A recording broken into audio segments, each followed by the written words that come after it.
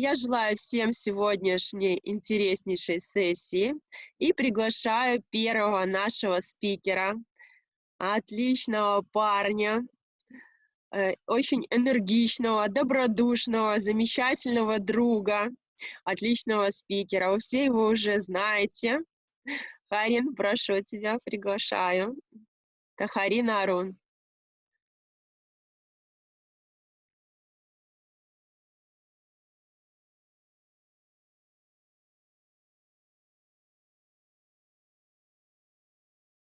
Все, всем привет, надеюсь, вы меня слышите. Если меня слышите, поставьте единичку, а если вы меня не слышите, значит проблема, наверное, либо на моей стороне, либо на вашей стороне, и надо ее решать. Отлично, вижу много единичек. Люблю цифру 1. Знаете, как в песне «Единичка – мой любимый номер». Итак, сейчас 10 часов по Москве, у нас уже вечер в Австралии. Я горд принимать участие в марафоне. Ребята, для тех, кто меня не знает, меня зовут Харин Арун, я представитель лидерского совета, топ-менеджер по партнерской программе потребительского сообщества NEMI, сертифицированный тренер, мастер-профи, ведущий, гений финансов, член ассоциации «Генералы мира за мир», профессиональный инвестор, предприниматель, спикер, и у меня 2 высших образования, один в программный инжиниринг и бизнес. Итак, сейчас мы переходим к одной из моих любимых сессий, частей сессий. Это интервью с нашими партнерами по всему миру. И мне очень интересно узнать, кто чем занимается, как вам понравился ваш марафон и как вы справляетесь со всеми заданиями. Если какая-то уже шестая неделя, уже так. И я считаю, что лично мое мнение, что все идет прямо замечательно. У нас великолепная обратная связь от наших партнеров. Давайте посмотрим, кто у нас есть из русскоязычной аудитории, кто хотел бы Доброе поговорить с утро. нами и поделиться своими впечатлениями и как была их рабочая неделя. А остальные люди, пожалуйста, готовьтесь. Вы видите, пожалуйста, во все комнаты. Доброе утро, Харри. Доброе Good утро, Рута. morning. Да, вы можете говорить. Доброе утро. Мое имя Рута Мурниеце. У Я нас из уже кто-то в Латвии. английской комнате. Подождите, пожалуйста. Сейчас уже кто-то вмешался из англоязычной аудитории. Сейчас Диви поговорит о себе, а потом уже туда к нашему русскоязычному участнику.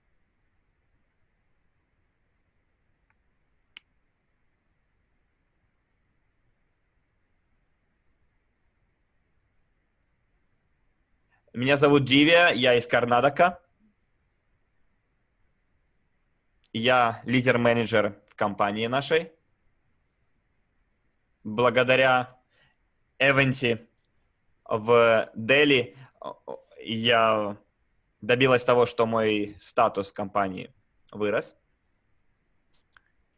Как я уже говорила, я лидер-менеджер, и у меня все хорошо получается. Мне очень понравилась последняя сессия, одна из сессий, которая была посвящена денежному магниту. Я посещаю каждую сессию, занимаюсь по полной, и я за время марафона подписала 10 новых человек, и 3 из них купили недавно пакет. Я их поддерживаю, постоянно им оказываю помощь, и они очень под хорошим впечатлением от работы нашей компании, и они действительно поняли ценность того образования, которое предоставляет компания, финансового образования и образования в области инвестиций. Действительно очень шикарная программа, и хотелось бы поблагодарить Андрея Федоровича за то, что предоставили нам такую возможность. У меня даже слов не хватает выразить глубину своих чувств. Дивия, не переживайте, я в вашем голосе чувствую ваше волнение и восторг. Дивия, прежде чем вы нас покинете, расскажите вот следующее. Вы говорите, что уже добились хороших результатов в рамках марафона. Какими бы двумя рекомендациями вы хотели бы поделиться со всеми друзьями по всему миру? 2 рекомендации. Харин, я использую социальные сети и рекомендую всем остальным использовать их. Очень хороший инструмент. А также я делюсь своей историей. Кого бы я ни встретила, я сразу рассказываю им свою историю. И люди хорошо это воспринимают. Они видят, как я себя преподношу, и сами начинают задавать мне свои вопросы. Поэтому, если вы будете следить за нашими сессиями, а также практиковаться перед зеркалом каждый день, вы также сможете довольно уверенно делать и презентации, заводить разговор с незнакомцами. Также с утра я встаю и пытаюсь выйти, скажем, на одну волну, да, вместе с природой, с окружающей средой. Пытаюсь стать единым целым со Вселенной, с природой. И я всегда готова открыть двери любому просящему. И я прохожу через такой ритуал единения с природой, с Вселенной и утром, и вечером. И сейчас я также посвящаю определенное время медитации «Денежный магнит», поскольку вот как никогда в последнее время мне очень нужны денежные средства.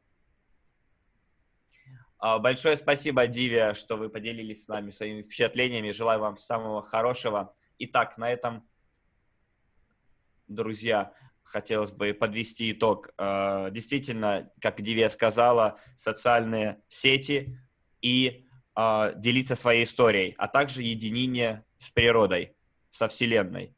Когда у вас есть очень сильное желание, Вселенная сделает все возможное, чтобы ваше это желание реализовалось. И я думаю, что это действительно невероятно. И очень часто, когда вы что-то хотите, вдруг вы это получаете. И мое личное убеждение, что Вселенная действительно нам помогает. Поставьте 5, если вы согласны. А пока вы ставите 5 или не ставите, давайте передадим слово представителю русскоязычной аудитории. Расскажите, кто вы, какой у вас ранг в компании, и далее по списку. Теперь Доброе утро. Слышите меня? Да, Рута, вас слышно, говорите. Прекрасно. Меня зовут Рута Мурнеце. Я из Латвии. Статус компании на данный момент это топ-лидер, но я стремлюсь к президенту. Я не могу отходить, как бы сказать, отставать от своего сына и своей невестки, и всей своей команды, конечно. Я вас очень-очень всех люблю. Какие у меня были проблемы? Проблемы, понимаете, я раньше не могла выйти в эфир, сделать видео. Мне казалось, что это, не для меня. На сегодня я спокойно выхожу и делаю видеоролики. Могу спокойно выйти на сцену и сказать то, о чем я думаю. Я верю, что Бог меня просто ведет дальше и дальше и дальше. И, конечно, на сегодня... я хочу сказать... Вы извините, я очень волнуюсь. Я хочу сказать то, что, конечно, я благодарна каждому спикеру, потому что вы буквально каждый, дали что-то новое в моей жизни. Я в школе не любила делать домашние задания. И для меня это было очень сложно заставить себя делать домашние задания. Но, конечно, это все идет шаг за шагом. И если у кого-то такие же проблемы, верьте, в этом марафоне мы это все сделаем. И интересно было то, что вчера мне позвонила женщина, которую я не видела 3 года. Я как-то однажды ей дала визитную карточку и даже забыла про нее. И вчера, когда она позвонила, она вспомнила меня почему-то вдруг, но она у меня в списке. И я хочу сказать, что сегодня я встречаюсь с ней, и я хочу всех ободрить, что даже если вы забыли про каких-то людей, знайте, они обязательно придут. Тот, кто должен быть в нашей компании, он будет. И я желаю всем дойти до финиша марафона и достичь своих результатов, своих целей. Ребята, я еще раз говорю, всему миру, все, кто здесь, всем вам я желаю благословения во всех ваших делах.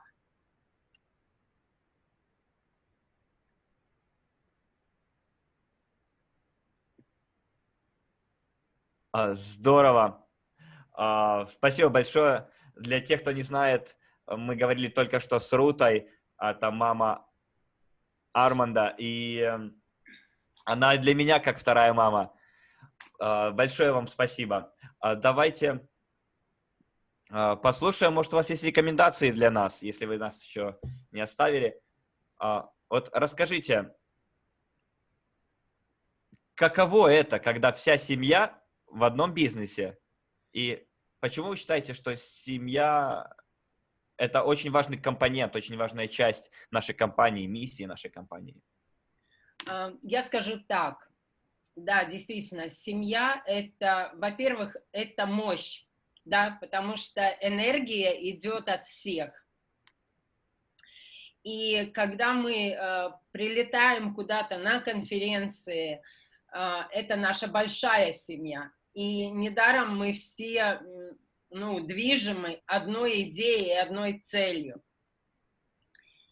И я верю в то, что каждая мама и каждый отец, он желает этого, чтобы его дети были рядом. И на сегодня я очень богатая и благословенная мама, потому что у меня мои дети, они все уже в компании, и они все с радостью занимаются этим делом. А также у меня есть большая семья, и я благодарна Андрею Федоровичу за то, что он дал нам эту возможность быть одной большой семьей, движимым одной целью, одной миссией.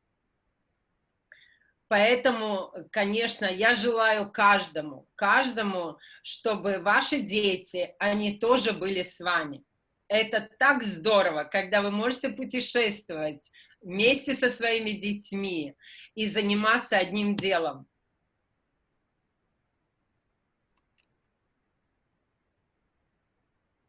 Но я хочу еще немножечко добавить, не давите на своих детей.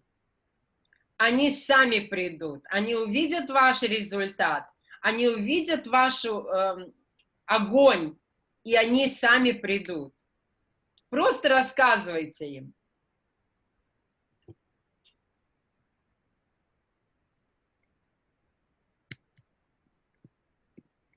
Здорово. Действительно, очень вдохновляющее выступление. Мой покойный отец верил как раз-таки в это. Я думаю, вы, ребята, видели мою семью, семью Эндрю Хокса, семью Руты. Мы всегда посещаем вместе все большие мероприятия. Действительно, то, что сказала Рута, это очень эмоциональное выступление. Семья – это мощь, это сила. Без семьи мы не можем двигаться вперед. Поэтому та новая семья, которую мы обрели, наша большая семья, это та движущая сила, которая придает нам энергию двигаться вперед.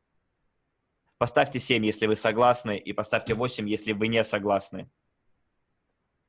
Как и говорила Рута, действительно, она вышла из зоны комфорта, когда начала делать видео, выступать на сцене. И, ребят, просите, и будет вам дано. Если вы действительно чего-то хотите, Вселенная вам поможет этого достичь. Ребята, давайте перейдем к обсуждению нашего домашнего задания. Галина и Петру на прошлой сессии действительно поделились изумительным материалом, и задача была заработать 300 юнитов. Вот мне сейчас хотелось бы увидеть в чате, а скольким людям удалось заработать это количество юнитов. Поставьте нолик, если у вас не получилось, и поставьте 9, если вы справились с заданием. Итак, мне хотелось бы, чтобы кто-нибудь выступил и рассказал нам, я понял, хорошо, и рассказал нам, как вы справились.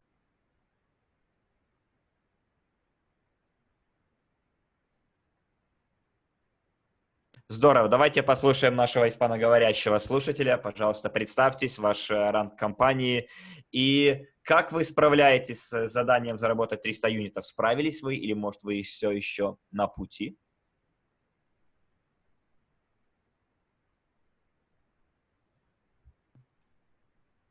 Здравствуйте, доброе утро. Меня зовут Исраэль, я являюсь топ-менеджером компании. И я вам расскажу, что сейчас, где я нахожусь, в моей стране, 2 утра, 2 ночи. И я живу в городе, который находится на высоте 4000 метров. Напомните, пожалуйста, ваше имя. Пропустили мы. ¿Puede repasar, por favor, su nombre? Le voy a pedir que no hable tan rápido. Israel Méndez. Я из Перу. Топ-менеджер компании. Sí, siga con la tarea de casa.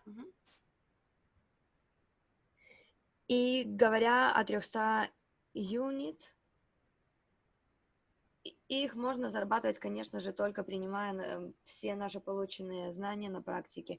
И я смог это сделать благодаря новым людям, потому что эти люди, которых я подключил, они смогли купить АИП, и люди, которые находятся в моей команде, я уже давно, конечно, мы давно это все обсуждаем, и все люди из моей команды тоже понимают, что нужно хорошо работать и усердно. И помимо 300 юнитов, я хочу, конечно же, заработать больше, пригласить больше людей, потому что НМ это для всех, и я хочу всю эту информацию рассказать абсолютно всем в моей стране. И я делаю все возможное, чтобы донести эту информацию всем моим друзьям и всем, кто находится в моем окружении. Таким образом, чем больше людей я буду подключать, я буду выполнять домашние задания и буду зарабатывать, и буду получать больше юнитов. В моем городе, где я живу, я уже однажды организовывал небольшое мероприятие, на которое посетили около 60 человек, поэтому я считаю, что я нахожусь на правильном направлении, и также из других городов будут приезжать люди,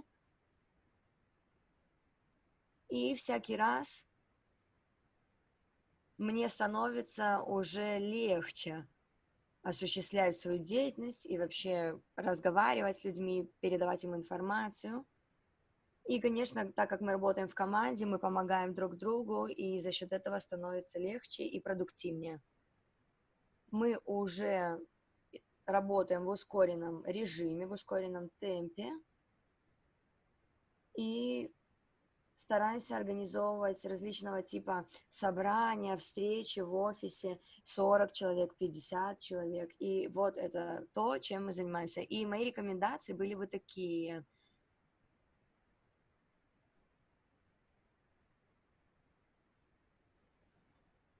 Очень плохо слышно, секундочку.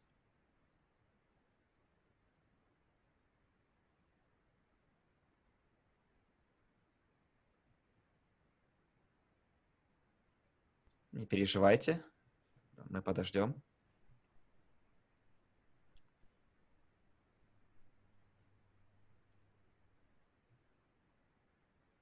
Вот, поэтому я Well, бы порекомендовал I первая would like...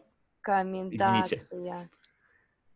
Да, продолжать в таком же духе, то есть ни в коем случае не опускать руки. Я хочу огромное спасибо сказать Андрею Федоровичу, потому что я посещаю абсолютно каждой сессии, и это что-то невероятное, потому что он объясняет вещи таким образом, что я без проблем могу объяснить все это своим товарищам. И, конечно же, нужно выполнять домашние задания, ни в коем случае не опускать руки и продолжать работать, потому что то, что раньше для меня казалось каким-то необъятным и далеким, оно на самом деле вот все у нас в руках. И когда мы говорим о пенсии, о выходе на пенсию, то это тоже очень полезно для нас, потому что выйти на пенсию за 2, 3 или 5 лет – это просто что-то невероятное. И я всю информацию, которую получаю, конечно же, делюсь. Я делюсь с моей командой, и рекомендации такие, что нужно работать и посещать все сессии. Это то, что я хотела сказать.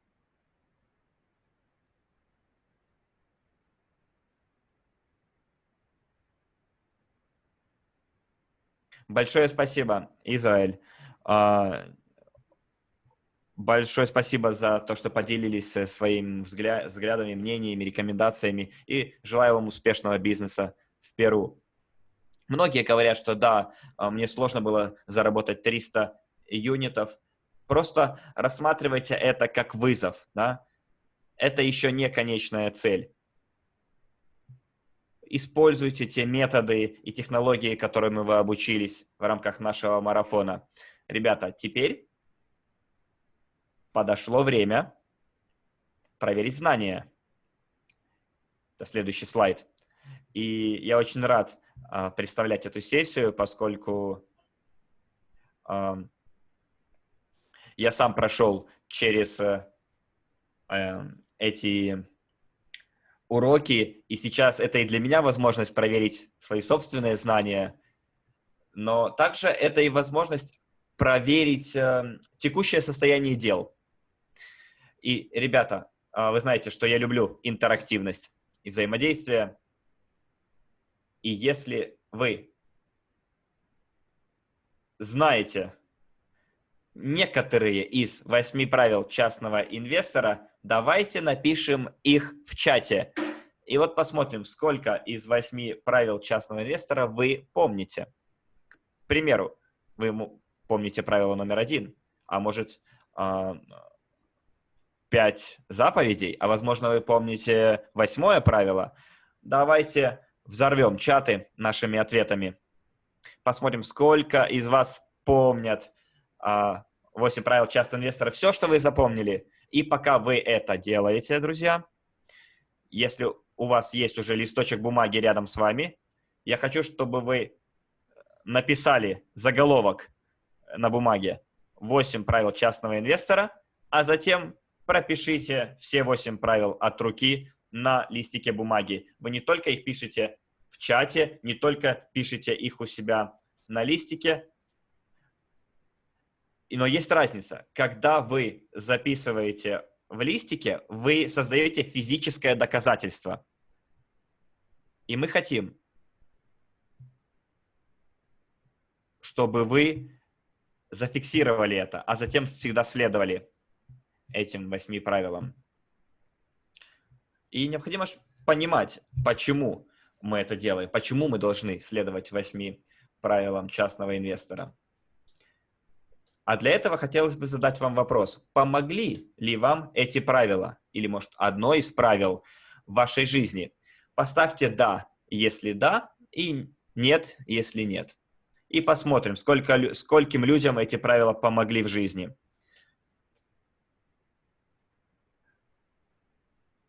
Хорошо. И сейчас я хотел бы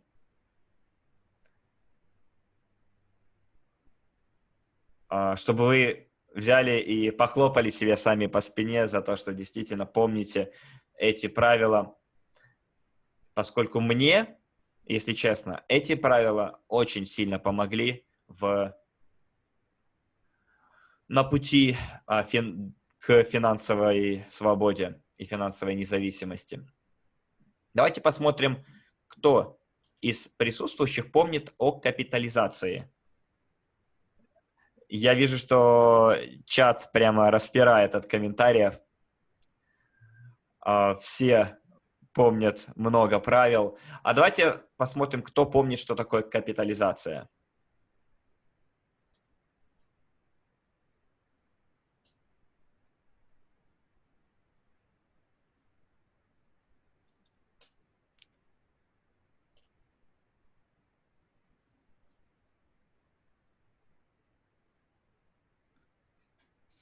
Я вижу в русскоязычном чате господин Мурниекс прописал все правила.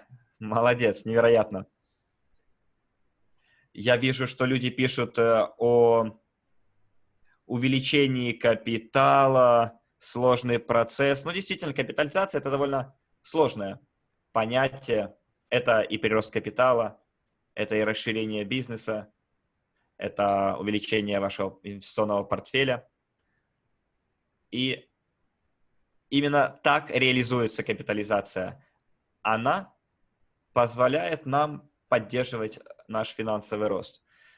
И если вы помните, что такое капитализация, пропишите это в чате. И, наконец, мы переходим к моей любимой теме. Это уровни инвесторов. Действительно, это как лакмусовая бумажка. Насколько вы видите себя, кем вы видите себя в этой жизни. И можете сразу прописать, какого уровня инвестором вы себя считаете. Если вы первого уровня, ставьте единичку. Если вы пятерочка, 5-го уровня, ставьте 5. Если вы только-только начинаете, возможно, вы будете на 1-2 уровне. Если вы совершенно не знаете ничего, тогда это будет единичка, нолик. А если вы уже довольно продвинуты, это может быть 3, 4 или 5. Вновь же хотелось бы увидеть, как вы в чате прописываете свой уровень инвестора. Хотелось бы очень увидеть, сколько из наших марафонцев уже довольно далеко продвинулись на пути профессионального инвестора. И нам в сообществе нужно как можно больше профессиональных инвесторов. Я Джона Ку вижу, Майкла Макконнона. Ребят, молодцы. Итак, пожалуй, все справляются довольно неплохо. Прежде чем мы перейдем к следующей теме, я хотел бы, ребята, чтобы вы рядом с 8 правилами частного инвестора, которые вы только что написали на бумаге, рядом или под ними, напишите короткое выражение, одно предложение. Как вы понимаете капитализацию? И я хотел бы, чтобы вы прописали уровни инвесторов, а также рядом напишите, на какой бы уровень вы хотели бы выйти на протяжении следующих 12 месяцев или, скажем, в рамках нашего марафона. Это будет еще одна небольшая цель, которую вы ставите себе. Итак, на этом давайте перейдем к следующей части нашей сессии. И сейчас я с невероятной радостью хотел бы представить следующего спикера. Пожалуйста, выведите следующий слайд на экран. Я хотел бы...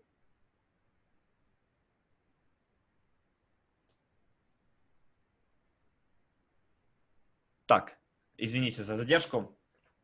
Для меня невероятная радость и гордость представить следующего человека. Это человек серьезно повлиял на мою жизнь. Я встретил эту даму в Минске, когда еще был студентом гения финансов, и я также был организатором для англоязычного стола игрового, и она финансовый советник, инвестиционный менеджер, и она также является руководителем отдела образования Академии частного инвестора, сертифицированный бизнес-тренер, и именно тот человек, который стоит во главе нашего инвестиционного движения компании. Поэтому вновь же с честью, для меня это большая честь сейчас представить Антонину и в целом вместе с ней вести эту сессию. Поэтому передаю слово великолепной даме Антонине Киановской, моей подруге, моему учителю, моему наставнику. Вам слово. Всех приветствую, дорогие друзья. Мне очень приятно сегодня работать вместе с Харином и проводить эту сессию. И я сегодня с удовольствием читаю чат, в котором такие прекрасные комментарии, где вы пишете правила инвестора, где вы пишете, на каком уровне инвестора вы находитесь. И, конечно, очень впечатляют ваши отзывы в целом про этот марафон, что он вам дал. И сегодня я решила, что я не буду вас ничему учить, я просто хочу с вами поговорить. Хочу поговорить, хотя мы сегодня будем рассматривать такую серьезную тему, но все-таки я хочу на этой теме с вами просто поговорить. И я хочу, чтобы мне дали сегодня... Ага, так, демонстрация экрана. Угу. Мы сегодня с вами рассматриваем такую тему, как пенсия, мировые пенсионные программы. Но также я хотела бы сразу сделать такой очень важный акцент про пенсионные программы в целом и про то, почему мы об этом говорим вообще на этом мероприятии как марафон. Я считаю, что про пенсии есть два разных представления у людей. Я надеюсь, что вы в чате мне потом об этом скажете. Есть два разных представления про пенсии. Что есть люди, которые всю жизнь работают регулярно, платят большие налоги, они поддерживают свое государство, и они надеются на то, что когда они доживут до старости, когда они не смогут работать, то обязательно государство им поможет.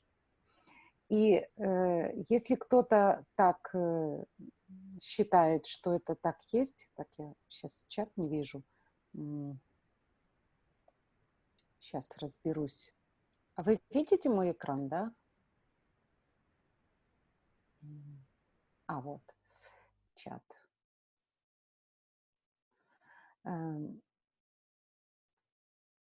Вот.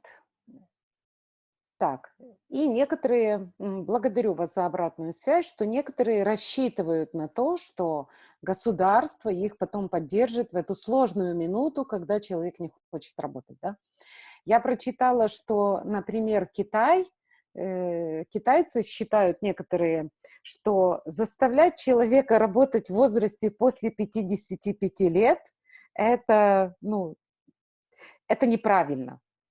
Что вы об этом думаете? Я помню, как Рита пошутила, когда вела сессию, что ей уже 50 лет, и когда она будет отжиматься от пола, для нее нужно много времени, чтобы встать. Меня она очень тогда насмешила, я это запомнила. Я, например, уже надо заставлять себя работать после 45, некоторые говорят, да. Но, вы знаете, я так думаю, что есть такое понятие, как заученная беспомощность. И вот те люди, которые живут в обеспеченных странах, да, они думают, что, многие люди думают, что это так, что раз они платят налоги, то государство обязательно о них позаботится. И это одна заученная беспомощность. Но также есть такие страны, я думаю, что это прекрасно знают те люди, которые живут в Индии, те люди, которые живут в Афганистане и многих других таких странах, где не существует государственной пенсии. То есть такие государства, где есть пенсия только, например, у тех, кто служил государству, допустим, госслужащим работал или на каких-то таких ответственных ролях в государстве, что им положена пенсия. А большинство людей даже не могут на это претендовать. Подскажите мне, как там в других чатах кто-то пишет, не в русскоязычном, о том, что они понимают, о чем я говорю. И у этих людей такая другая заученная беспомощность, что главное дожить до старости, и там уже будет, как будет, что если дети помогут, ну хорошо, но если не помогут, судьба такая. Многие люди не знают о том, что в жизни может сложиться все иначе. И я поэтому хочу вам рассказать, о том, как устроена эта система, но лишь только с одной целью, чтобы у вас сформировалось больше представления о том, насколько можно надеяться, что кто-то о вас позаботится.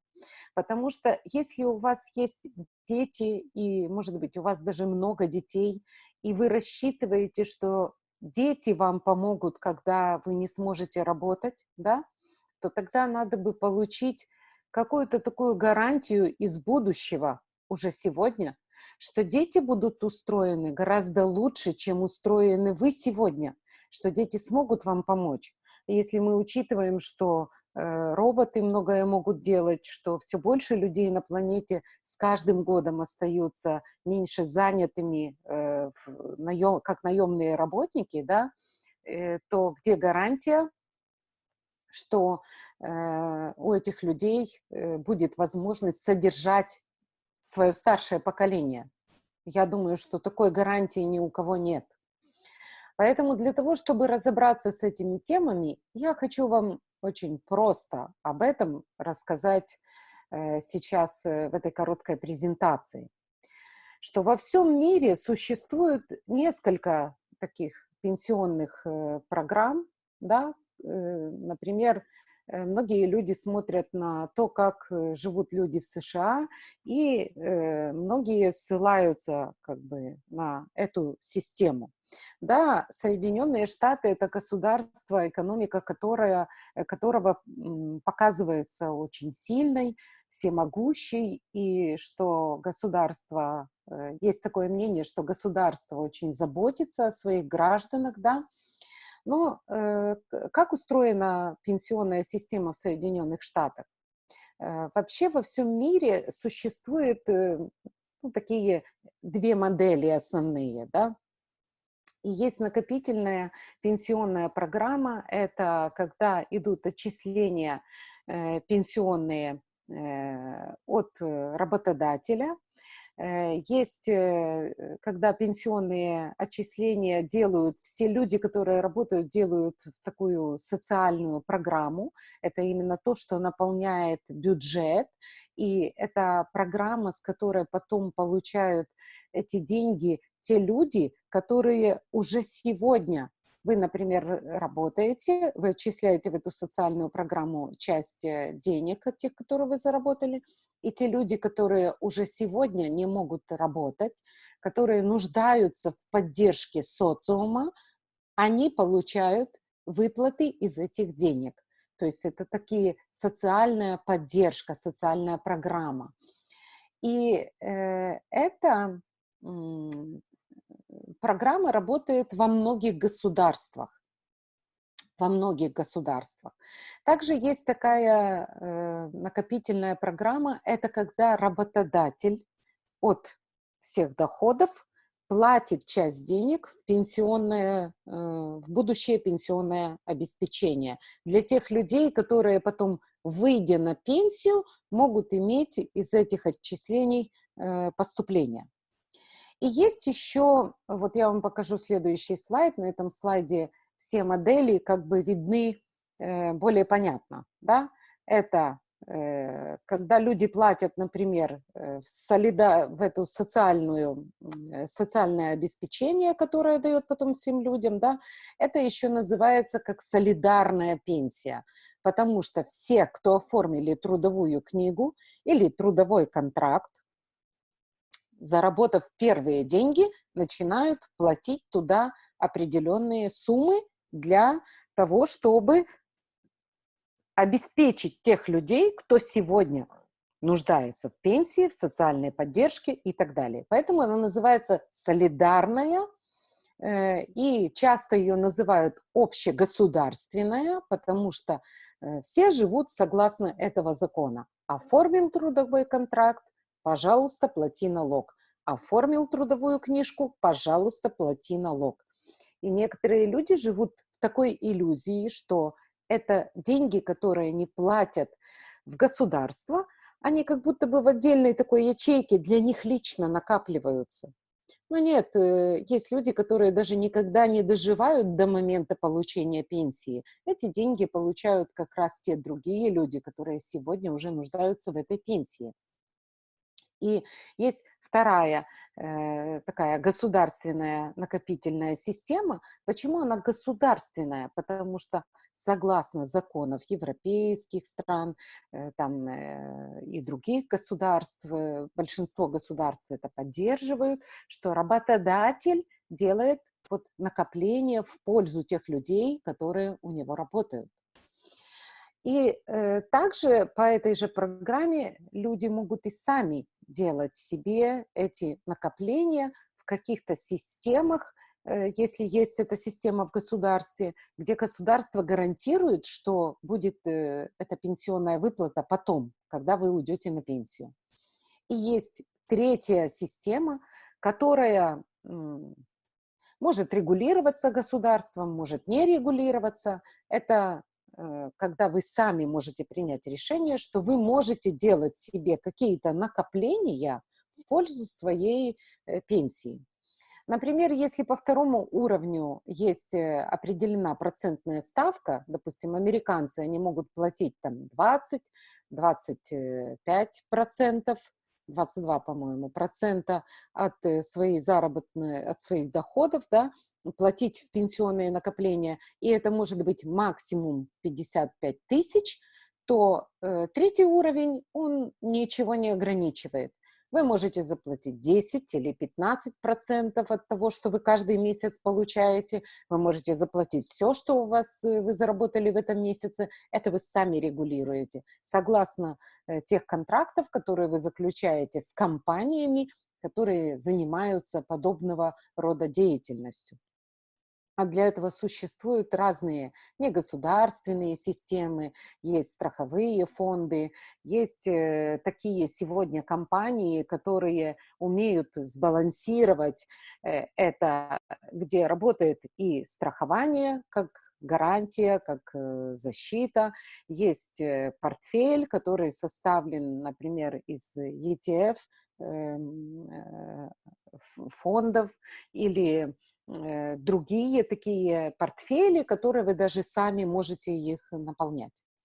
Но понятное дело, что для того, чтобы во всем этом разбираться, для этого нужны знания, нужно хотя бы понимать, что к чему и как. И сегодня, когда вы писали 8 правил частного инвестора, я увидела несколько постов, где люди написали полностью эти правила. И я увидела много постов, это была большая часть, где люди писали только одно какое-то правило. И вероятно, что то, что в первую очередь пришло в голову, вероятно, это то правило, с которым сегодня больше нужно работать. Или, может быть, это было именно то правило, которое больше повлияло на вашу жизнь, да? И вот к этой всей теме я бы хотела вам рассказать одну свою личную историю. Э, Мне уже 56 лет, и я уже как бы прожила тот возраст, когда там написали, что после 45 уже надо заставлять себя работать. Вероятно, все зависит от того, каким делом вы занимаетесь, насколько вам нравится делать то, что вы делаете. Но я сегодня, когда готовилась к встрече с вами, вспомнила одну свою историю. Э, Я раньше не умела плавать. Я научилась плавать почти в 50 лет. И я ходила на занятия по акваэробике. В бассейне была глубина по всему периметру 2 метра. И я очень боялась глубины. И там было такое занятие, что нужно было, одно упражнение, нужно было снять пояс, который поддерживает, вытянуть руки и плыть за этим поясом. И когда все люди плыли вперед, я почему-то плыла назад. Надо мной смеялись все, кто были на тренировке. И мне самой было смешно.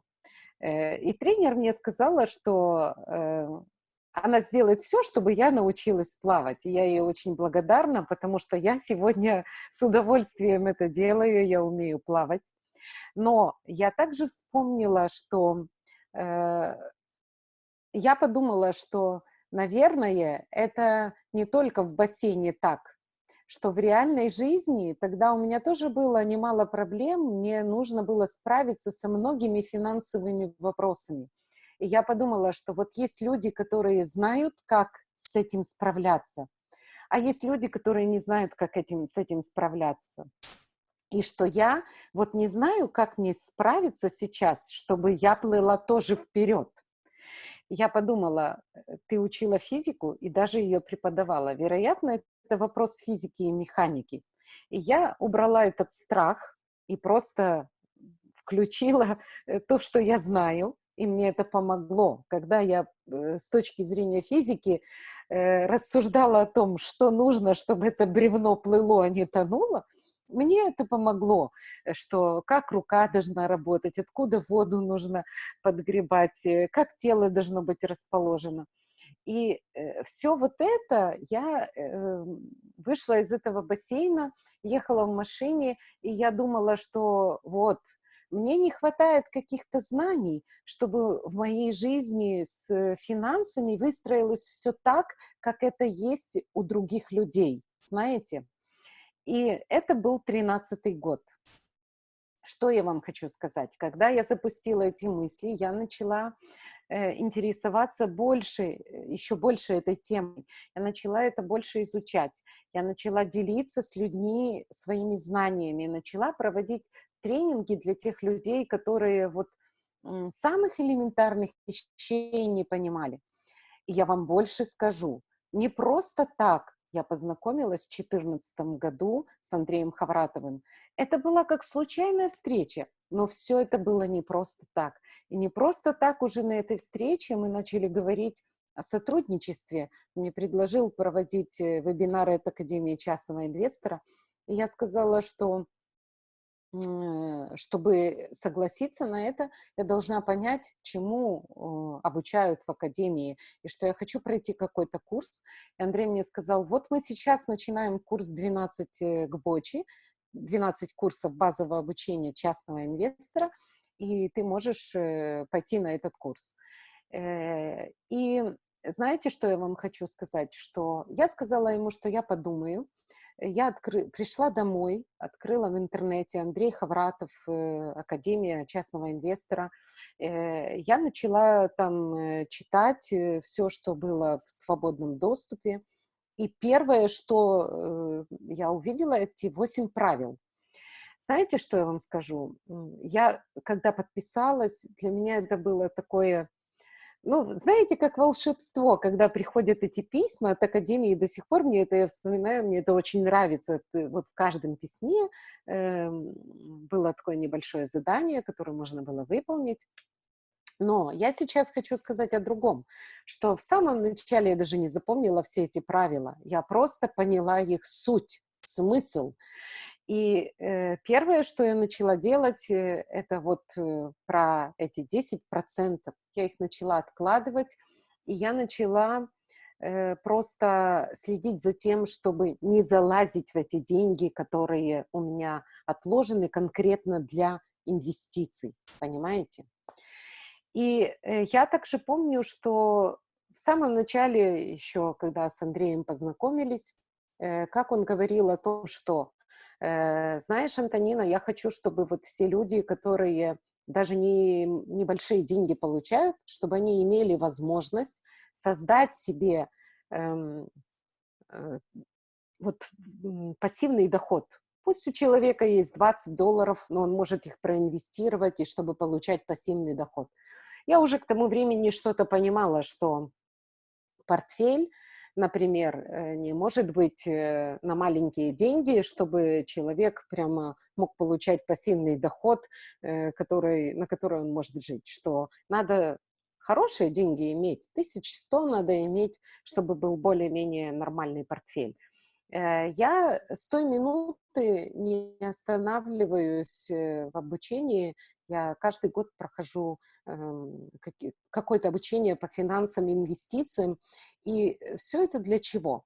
Все это для того, чтобы создать пассивный доход, который позволит мне жить, ну, как можно сказать, что как пенсия, потому что у меня уже возраст такой, да, но также я понимаю, что сегодня люди, которым 20 лет, 30 лет, они не должны держать эту мысль, эту заученную беспомощность, что для того, чтобы получать вот этот доход как пенсию, нужно дожить до какого-то почтенного возраста. Совершенно нет.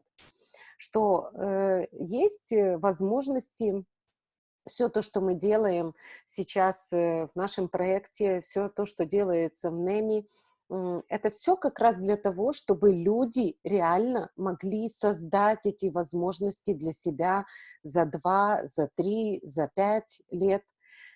И я также помню, что, мне кажется, что это было еще в 2014 году, когда, может, в 2015 году, когда Андрей Федорович расписал такую систему, накопительную систему, которая позволит людям создавать пенсию за 4, за 8, за 12 лет. И сегодня мы уже очень плотно к этому подходим, очень плотно. И почему? Потому что сегодня есть возможность не просто, чтобы человек вложил в свое образование, но также через это образование, понимаете, без этого не приходят какие-то другие понимания. Поэтому образование – это очень важно, что через образование мы сразу же являемся совладельцами. И можно ждать, когда от этого совладения получится хороший доход, вот прямо пассивный доход, чтобы расслабиться и ничего не делать, если не хочется делать, да. Но также этот процесс можно ускорить. Это можно ускорить, опять-таки, через образование, через то обучение, которое мы здесь проходим в этом марафоне, через те тренинги, которые обучают нас бизнесу, да, через то, чтобы выйти за пределы своих возможностей, выйти из зоны комфорта. Сегодня и Рута об этом говорила, и все вы об этом говорите, как нужно выйти из зоны комфорта, сделать что-то другое, чтобы в жизни что-то изменилось. И вот поэтому я решила вам рассказать сегодня эту личную историю, которая мне очень помогает. Я пока еще не создала такой пассивный доход, который обеспечивает мне все, что все мои траты покрывает ежемесячные, но я радуюсь каждому маленькому доходу от каждого источника, который у меня сегодня есть, и я верю в то, что у меня получится сделать именно так, как я этого хочу, так, как я этого желаю. Но слава Богу, что я еще имею силы что-то делать полезное для себя и для вас, и надеюсь, что это таки для вас полезно. Поэтому я рекомендую вам активно включиться в то, что мы делаем, активно. Дайте людям тоже эту возможность. Кто-то, может быть, не до конца поверит, кто-то, может быть, будет сомневаться. Но когда мы сами делаем какие-то результаты, делимся с людьми этими результатами, это может быть, знаете, как глоток воды для кого-то вот в данный момент жизни, да, что для человека вдруг открывается видение, совершенно другое видение, другие возможности. И поэтому я бы хотела вам рекомендовать выполнить задание. Харин, если ты позволишь, я сама расскажу про это домашнее задание. Я бы хотела вам порекомендовать выполнить такое очень простое желание. Задание, прошу прощения. Очень простое задание. Я знаю, что среди нас есть люди, которые уже научились делать активы, которые приносят пассивный доход, научились делать даже портфель, но есть среди нас люди, которые вот буквально недавно включились в этот марафон, и я подумала, что это задание будет всем полезно. В процессе марафона вы уже написали список своих желаний, что бы вы хотели сделать, да, чего бы вы хотели достичь, да? И сейчас вот эта таблица, которая у вас на экране, вы можете сейчас сделать следующее. Вы можете написать в этой таблице, например, сколько вам сегодня лет, да? Написать возраст, вот X лет написано, да, написать возраст, в каком возрасте вы хотите выйти на получение пассивного дохода, который обеспечит все ваши затраты ежемесячные, да. Может быть, это 2 года, может, 5 лет, может, 4 года. В общем, напишите, пожалуйста, об этом, да. Какой это ваш возраст. И дальше напишите, какой ваш возраст сейчас. Например, вы хотите в возрасте там, 35 лет, или 40 лет, или 50 лет, и сейчас вам, например, там, 25 лет или 40, напишите, и в строке «Разница» напишите, сколько лет вам на это понадобится. Например, если сегодня вам 50 лет, а в возрасте 55 лет вы хотите уже иметь вот такой-то пассивный доход. Это будет разница в 5 лет. Да? И здесь напишите ниже «желаю иметь». Перечислите все, что вы хотите к этому возрасту иметь. Вот представьте себе, что это будет ваш юбилей. Например, это будет ваш юбилей в 35 или 50 лет. Вы его будете отмечать, и все, что вы к этому возрасту хотите иметь. Вы, например, хотите иметь там такой-то дом или виллу, или такую машину. Все это перечислите. И напишите рядом стоимость, сколько это стоит. Например, вы хотите дом, который стоит там 100 тысяч, машину, которая стоит 50 тысяч, там, ну, все, что хотите. Все напишите. И напишите, сколько это все стоит. Потом, то, что вы имеете уже из этого всего. Например, вы хотите дом, который стоит 100 тысяч или 300 тысяч, а сегодня у вас есть квартира, которая стоит 15 тысяч. Понимаете, да? И тогда вы посчитаете сумму, которую вы хотите иметь все вместе, и то, что вы имеете сегодня. И внизу напишите разницу. Сколько вам нужно заработать для того, чтобы все это иметь. Это такое запускает, знаете, планирование. Кто-то пишет, мне уже 70, но плана много. Это отлично, отлично. Потому что у нас есть с вами примеры. Сегодня Харин говорил про семью Арманда, да, у нас есть пример Петру, который вчера выступал, у нас есть примеры людей, вы сами многие примеры в том, как сделать невероятное за короткий период, просто потому что хочу, это очень сильный мотиватор. И поэтому я вам рекомендую сделать эту таблицу, посчитать, сколько лет вам нужно на то, чтобы достичь то, чего вы хотите, и что вы уже можете сделать за 2 года, за 5 лет, за 10 лет. И тогда напишите такое сочинение. Это будет ваше домашнее задание на основании этих подсчетов, на основании этой таблицы написать такое сочинение про то, как вы можете создать свою пенсию, какая это будет сумма пенсии за 2 года, за 3 года, за 5 лет. Например, если вы уже что-то создали, например, я получаю, у меня есть, например, облигации внутреннего займа, я получаю каждый месяц в размере $100 купонный доход от этих облигаций. Я могу уже считать, что это как маленькая пенсия, да, в этом случае. И поэтому я рекомендую вам это все сделать на собственных уже примерах. Помните, что ничего нет невозможного. Есть только ваше желание и есть все возможности, которые мы даем с нашей компанией.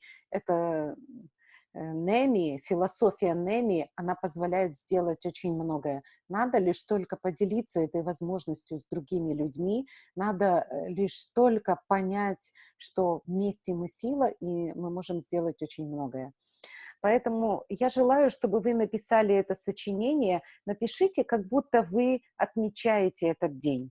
Напишите, как будто это произошло вот сейчас, и вы чувствуете это замечательное настроение. Вас окружают те люди, которые радуются за ваш успех, которые поддерживают вас. С вами ваша семья, ваши дети, ваши внуки. И прям представьте, где это вы находитесь, какая вокруг природа, какую вы слышите музыку, какой смех вокруг. Знаете, создайте такой, как ролик этого всего, который будет подтвержден именно вашими расчетами, именно вашими усилиями. Сделайте вот это для себя, и я желаю, чтобы этот ваш ролик, это ваше сочинение было лучшее мотивирующее сочинение в вашей жизни.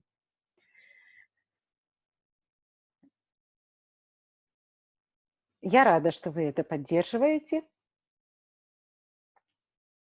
и даже понимаете. Здорово. Харин, я хочу тебе передать слово. Возможно, ты хочешь что-то прокомментировать?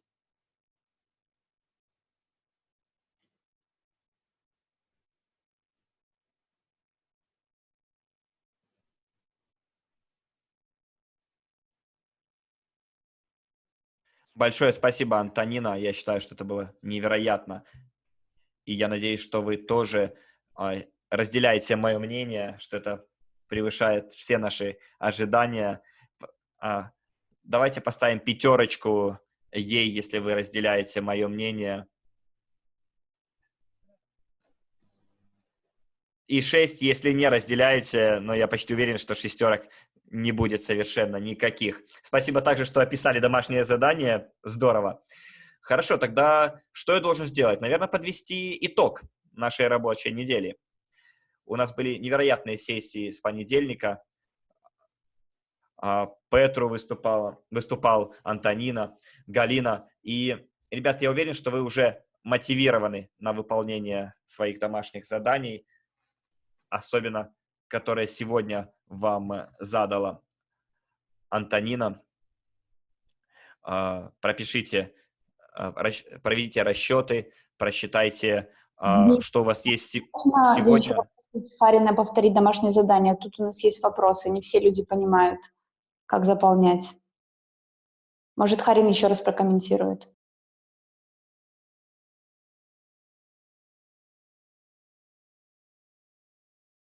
Я могу не повторить?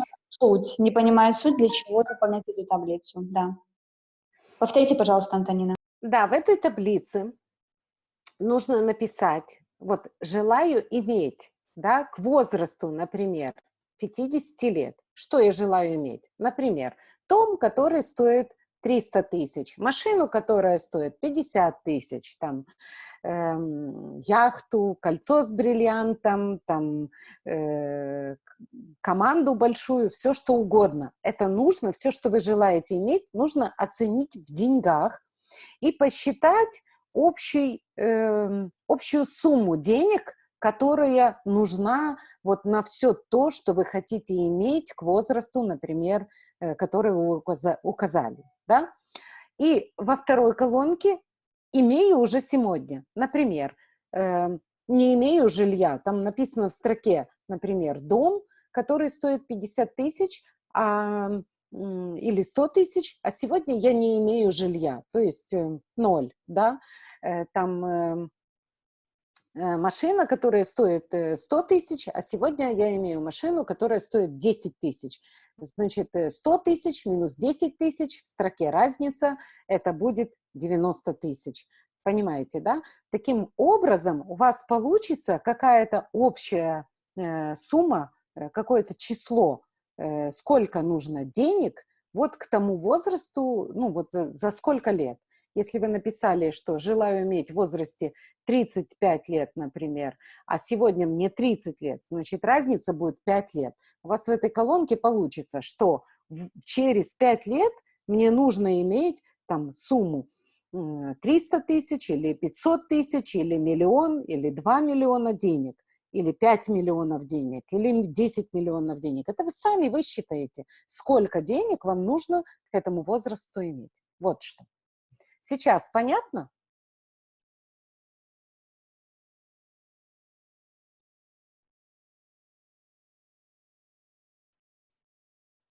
Спасибо, Антонина. Давайте проверим, все ли поняли, как выполнять домашнее задание. Поставьте единичку, пожалуйста, в чат, если вы поняли. Наши переводчики, пожалуйста, тоже проследите в своих чатах, как хорошо наши марафонцы поняли домашнее задание. Я вижу, что одни единички в русском чате, в английском чате. Здорово. Итак, как у нас итальянский чат? Что там с единичками?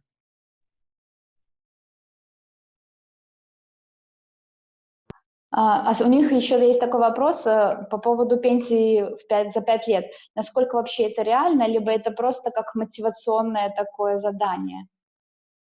Их очень волнует этот вопрос по поводу пенсии.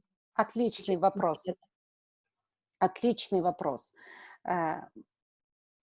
Я хотела сегодня своим общением донести следующее, что не нужно держать в голове этот пунктик, что государство обеспечит пенсией. Да, сегодня многие рассуждают о том, что каждый человек, который родился, чтобы ему сразу же уже начислялись какие-то деньги как пенсионные. Но пока что мы этого всего не имеем. И держать это в голове, что кто-то позаботится, не следует. У государств все больше проблем с тем, чтобы обеспечить своих пенсионеров достойной пенсией. И я не хочу вас как бы демотивировать, что по поводу государства и ответственности каждого государства, да, но это, наверное, хорошо понятно тем, кто живет в таких государствах, которые вообще не платят пенсию, что здесь нужно только на себя рассчитывать. И вот пенсию, которую вы можете сделать за какой-то период времени, это реально, что вы можете сами себе создать активы, которые приносят пассивный доход. Вы сами можете это сделать. Вероятно, вам больше денег нужно для этого. Знаете, я тоже одно время у меня были такие мысли. Вот, получается, чтобы создать себе пассивный доход от такого-то актива в такую-то сумму, там, 2000 или 3000 долларов, это ж какие деньги у меня должны быть на этом активе. А может быть, мне просто лучше их тратить и не держать как актив, да, и жить только на проценты от этих денег. Вот здесь есть мысли, с которыми нужно справиться. Здесь нужно рассматривать деньги просто как инструмент, который может работать, как может нож нарезать продукты, как лопата может копать, как машина может ездить. Точно так же деньги могут работать и зарабатывать деньги. Вот что нужно для себя понять. И для того, чтобы больше денег работало, их просто надо привлечь больше в свою жизнь, их просто больше надо заработать. Скажите, есть у вас сегодня инструмент, с помощью которого вы можете больше этих денег заработать?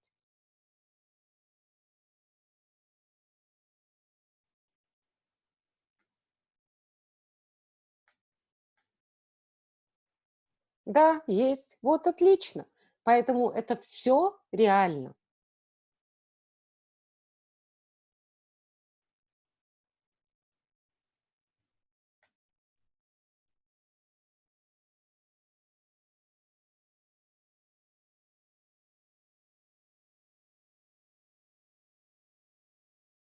Да, Нев, да. Есть ли еще вопросы?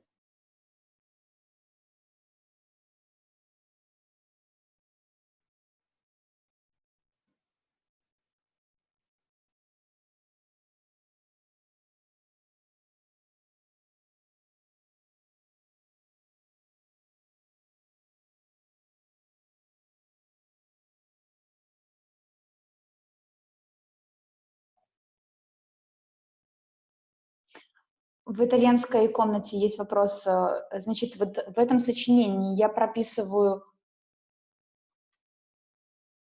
В итальянской комнате есть вопрос. То есть, получается, я прописываю данное сочинение, как я вижу себя на пенсии в 2-3, через 2, 3, 4, 5 лет, и какие я инструменты для этого использую. Нужно ли прописывать именно инструменты, которые мне помогут в достижении данной цели, данного плана? Это как вы хотите.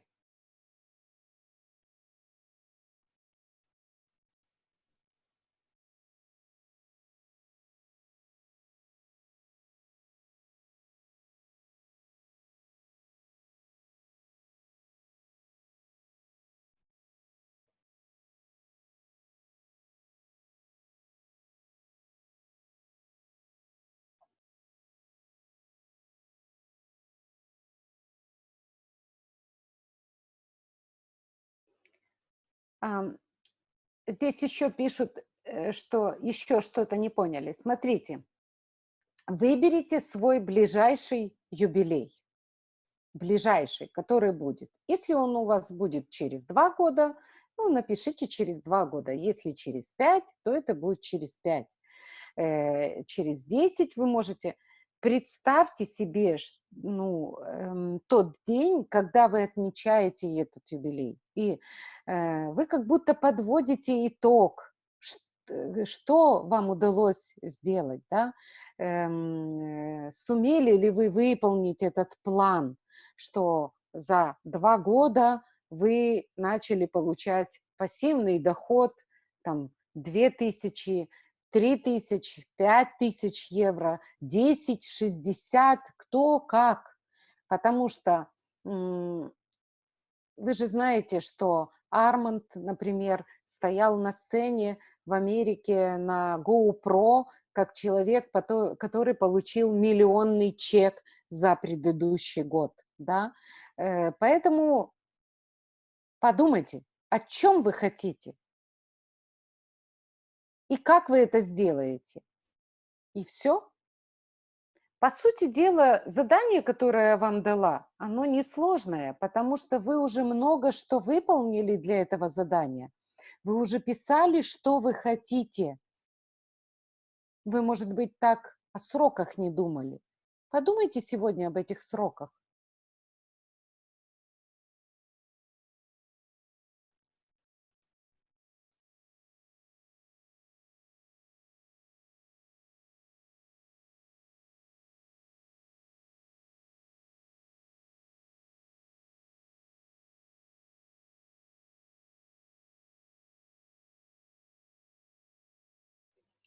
Все, Надеюсь, что Харин уже говорит. Надеюсь, сейчас мы уже Спасибо большое. разъяснили все вопросы. Спасибо, Антонина. Ребята, если у вас есть какие-то вопросы, я думаю, вы всегда можете задавать их в чате, задавать друг другу в своих рабочих группах. Я уверен, что найдутся желающие помочь. Совет вот от себя хотелось бы добавить, порекомендовать, что начните заполнять эту таблицу, и вы уже можете представить себе, куда вы движетесь. Прежде чем мы завершим эту сессию, я хотел бы дать вам такой братский совет. Очень легко иметь веру, и все будет работать, когда все работает на самом деле. Но намного сложнее иметь веру, когда вы сталкиваетесь с трудностями в своей жизни. Но именно тогда вы и должны применять свою веру. Вот мой покойный отец, он верил в жизнь.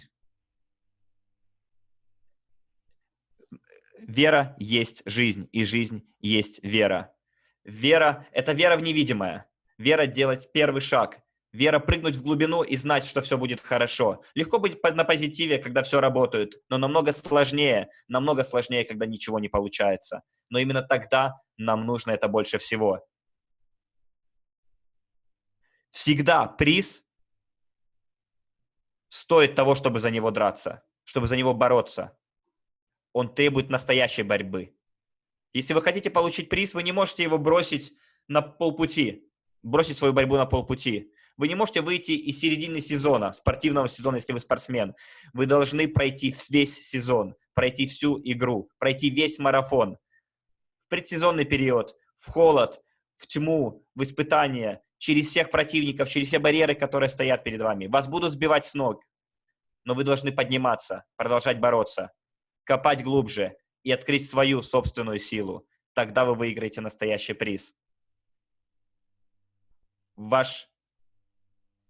вырастете как личность, вы выйдете на новый уровень. Если я переживу шторм, я смогу выйти за пределы нормы. Чтобы прорваться через норму, выйти за пределы нормы, я должен сначала пережить бурю. Чтобы иметь больше, я должен делать больше. Чем вы верите больше, тем вы получаете больше. Вы должны быть готовы на пожертвования. И, ребята, я хочу, чтобы вы себе сказали: перспектива. В долгосрочной перспективе я знаю, что мне нужно, и это придет. В долгосрочной перспективе я знаю, что если я буду продолжать принимать усилия, я буду вознагражден. В долгосрочной перспективе я знаю, что последовательность окупается. В долгосрочной перспективе я знаю, что все мои действия, вся моя дисциплина, вся моя честность и целостность окупятся. У меня есть вера, что все получится. В конце все будет хорошо.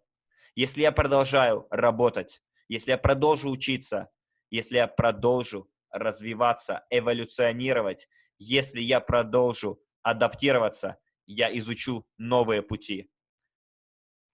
Знаете, когда вас что-то отбрасывает, это не всегда отрицательный опыт. Иногда трудности приходят, чтобы мы могли выйти на новый, лучший путь.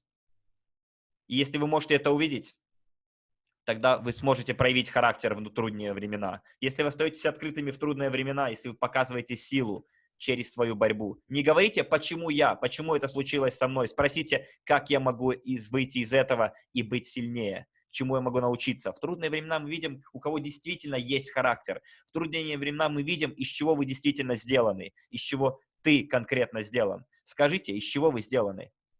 Характер, рост, гордость. Копайте глубже, найдите ту силу, которая живет внутри вас. Доверяйте, верьте, что если вы продолжите делать свое дело, вы будете вознаграждены. Возможно, это не произойдет сразу. Возможно, это случится очень не скоро или будет случаться очень редко. Но это произойдет, если вы продолжите принимать усилия, если продолжите свою борьбу. Не позволяйте сожалению войти и господствовать в вашей жизни. Не оглядывайтесь на свою жизнь через 5 лет и думайте: и, наверное, я бы мог сделать больше. Если бы только я выпрямился, я бы мог оказаться в более гораздо лучшем положении. Нет, оглянитесь с гордостью, оглянитесь и скажите себе: это было нелегко, но я смог. и я получил свою награду. Сделайте так, чтобы ваша история это была история сильного человека, что она не принадлежит человеку, который сдался. Ваша будущая версия вас, она умоляет вас не сдаваться, она умоляет вас двигаться вперед. Ребята, я всех вас люблю. Берегите себя. Пока.